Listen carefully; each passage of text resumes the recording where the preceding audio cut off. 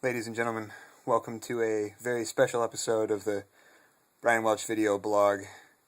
Yeah, I know it's episode 28, Derek. I was getting to that.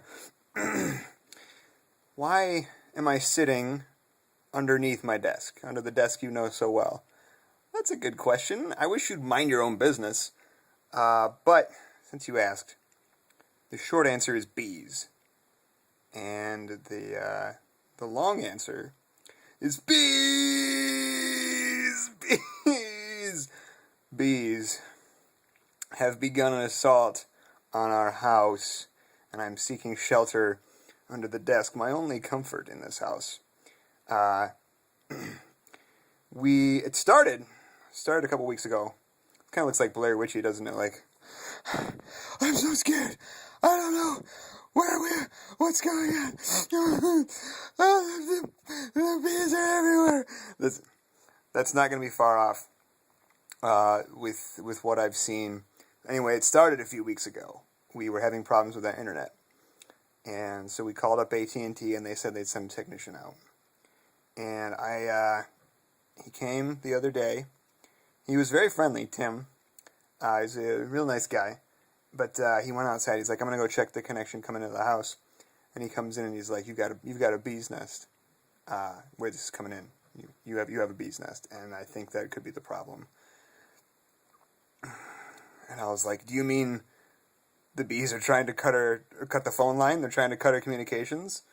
I think it was going to be funny. It was like, I got to get some more bee spray out of the truck. I'll take care of it. And I said, it was nice knowing you.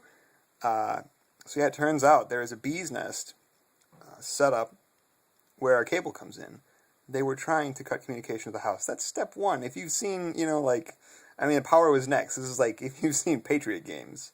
The bees were going to flip on their NVGs and just, come storming into the house. And I am not as good-looking or as resourceful as Harrison Ford. So we would be in a lot of trouble.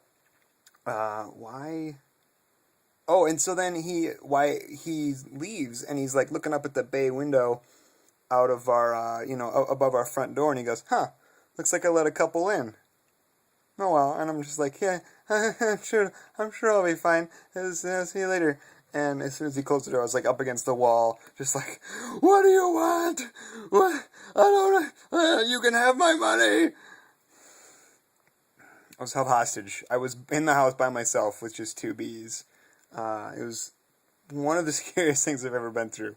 But anyway, why would the bees do this? And someone told me one time, or maybe I read it in like a Zoo Books magazine. I used to read Zoo Books, and I know a lot about, what animals look like on the inside from their like layered views of muscles. Anyway, this is not important. Do you know you can drive a Volkswagen down the aorta of a blue whale? Bitch, you didn't. Did you know a giraffe's tongue is 2 feet long and blue? You do now. Anyways, bees in the spring have a lot to do. They're very busy, and so they're just like, I gotta go do this. I gotta build a hive. I got a really busy day. I gotta go get some pollen. I gotta go visit some plants. Gotta go, get some more pollen. Bring that all back to the hive. Gotta help build the hive. Gotta mix that honey with spit and barf it back up, and then bottle all that honey. Do bees bottle honey? Do we just pick it off the trees? I don't know. Does it come in that little bear with like the yellow cone hat? That's actually the dispenser. I think that just comes that way. I don't know. That's how I always get honey. But so they're just making their honey, and they're just, I gotta do this, I gotta do that, I gotta pick the kids up from soccer practice, they're very busy. And then all of a sudden, fall hits, and their job is over, and they break down. They don't have any social structure anymore. They're just like hanging out, like they got laid off from the factory that they've worked at. Basically they're short-lived. That's like they worked at a factory 40 years and got laid off, and they're just like, I just be somebody. I worked at the factory 40 years. Kick me out of the street, and they have another. And they're just like, they're running. Does that sound like a drunken Bill Cosby? I hope not. That's not what I was going for. And all of a sudden, they're just like, they're checking out like wooden things and like, picnic tables and soda pop, and checking out like playground equipment. They love metal structures. They're just like, check out this metal. This is pretty cool. This is pretty sturdy. I think I could build a hive like this. I wish I still had a job. I don't know why. I just got fired. I don't know what's happening. I think it's an economic recession. I'm so scared. Anyway. What is happening to this show? I take a hiatus and I just get crazier every time. So these bees, man, they just fall apart. Hopefully the internet connection survives. The bees don't come back and cut it and break in. And I don't know what they would do. I think they just stay. And you know what people say? Well, sharks or bees kill more people than sharks do every year. Okay, people are using that incorrectly, I think, in defense of sharks. Well, sharks don't even kill as many people as bees do.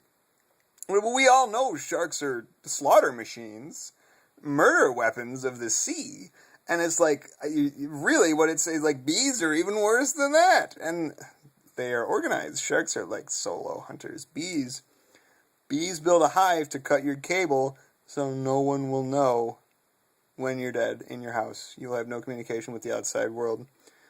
So if you're seeing this now, that either means we survived, or maybe someone found my phone amongst the remains and was like, yeah, put this up on YouTube. It's kind of funny. Either way, I guess, maybe you'll know if there's another episode. Thanks for tuning in. Go reach for that EpiPen. Wish me good luck. See ya.